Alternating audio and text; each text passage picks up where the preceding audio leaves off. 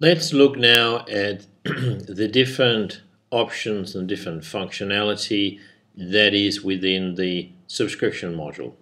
So we are back on the one of the subscriptions we looked at before. Let's just see what we got in the system here. Say the International Reality. And with that subscription, what we should look at first is what we call exceptions. Now, there's two kinds of exceptions. There is subscriber exceptions, which you access through clicking the subscriber exception button. And what we mean by subscriber exception is when the subscriber calls you and says, "Look, I'm going away for 2 months, so don't send me the paper for those 2 months." You simply go in here and click, the November and December dates, and they will not be part of the run when you process it for those dates. The other kind of exception are what you'd call a general exception. In other words, there are certain dates throughout the year where, for obvious reasons, we just don't send a newspaper. So they are accessed through what we call the general exception. It comes up and says, "Are you really sure you want to do it?"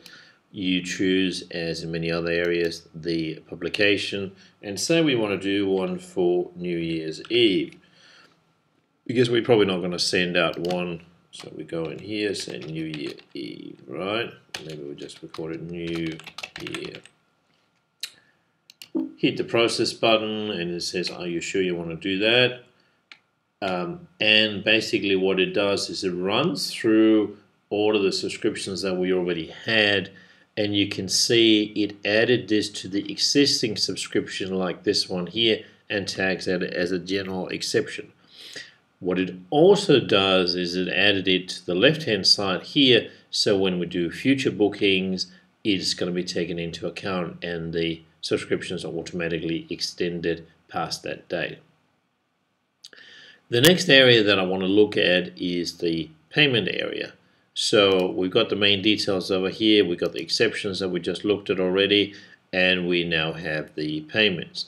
So let me just go back and pick up the same subscription that we looked at previously here, and you'll see here that's the exception that we got.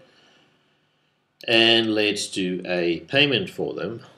So in here, this is where you would go in and record the fact that they paid you for the newspaper. So you click the little plus button up here in the top right hand corner of the screen, and we just fish that in onto the screen and say they paid us $88. This is the receipt number. Say they've done a check. It's Joan. It's an account payment. They will now be paid onto the 30th of September next year. Again, similar to the add entry, payment entry screen, there's a room for credit card details over here. You don't need to worry about it unless this is a credit card payment. What you do need to worry about is at the top here, if this subscriber has multiple subscriptions, there will be a list. If they only have one, there'll just be a list of one, and all you need to do is click on the one you want to apply this payment to, click the done button, and it'll then come up and says, "Do you want to print a receipt?"